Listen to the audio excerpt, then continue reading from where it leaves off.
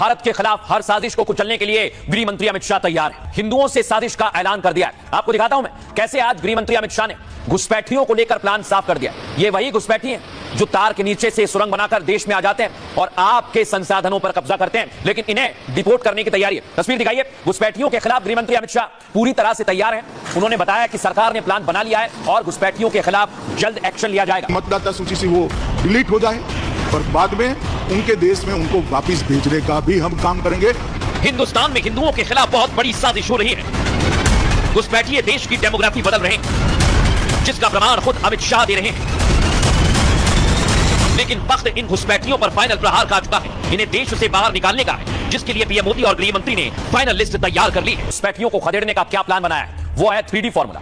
हिंदुस्तान में मुस्लिमों की आबादी बहुत तेजी से बढ़ रही है। गृह मंत्री अमित शाह ने इसे लेकर घुसपैठियों को जिम्मेदार बताया।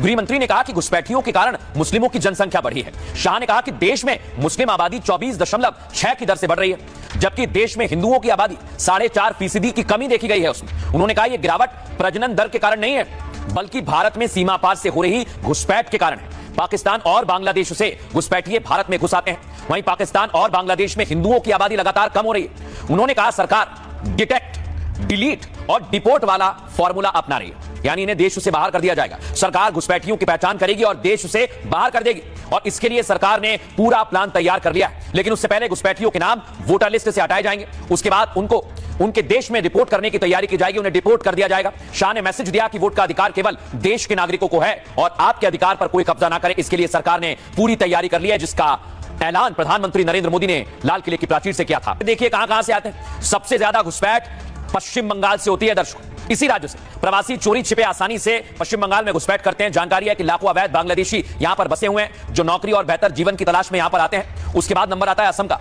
बांग्लादेश सीमा से सटा हुआ राज्य है, जहां बांग्लादेशी घुसपैठियों की बड़ी समस्या है। घुसपैठिए वहां मजदूरी के लिए आते हैं। और त्रिपुरा, उसका भी यही हाल है। बांग्लादेश की सीमा की वजह से अवैध क्रॉसिंग आम बात है। यहां भी बांग्लादेशी काफी बड़ी संख्या में आते हैं, जो जंगलों और नदियों के रास्ते यहां पर आ जाते हैं। और मिजोरम में रोहिंग्या मुसलमान, जो आपने सुना होगा, वो यहीं से घुसते हैं, जो उत्पीड़न से भागकर भारत आ जाते हैं और फिर यहीं पर रहने लगते हैं। उधर जम्मू कश्मीर में पाकिस्तान से कठुआ राजौरी के रास्ते घुसपैठ की जाती है। ये एलओसी पार कर चोरी छिपे दाखिल होते हैं और फिर घुसपैठ का मकसद आतंकवाद फैलाना है। उसके बाद बिहार में जहां चुनाव चल रहा है, नेपाल सीमा से सटा हुआ है, नेपाल के रास्ते घुसपैठ होती है और इसी रास्ते घुसपैठ के चलते बिहार में एसआईआर भी लागू की गई है। लेकिन दर्शकों, मैं आपको बताऊं, पूरी तरह से इसका फॉर्मूला तैयार है, लेकिन इस पर कैसे सियासत हो रही है, सुनिए सर।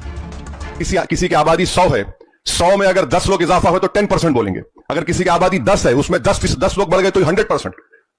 तो ये इनका मामला है। तो ये एनपीआर एनआरसी भी कराना चाह रहे, 12 हर तरीके से मुसलमानों की शनाख्त को खत्म करना चाह रहे, मुसलमानों की मजहबी जो शनाख्त है उसको खत्म करना चाह रहे हैं।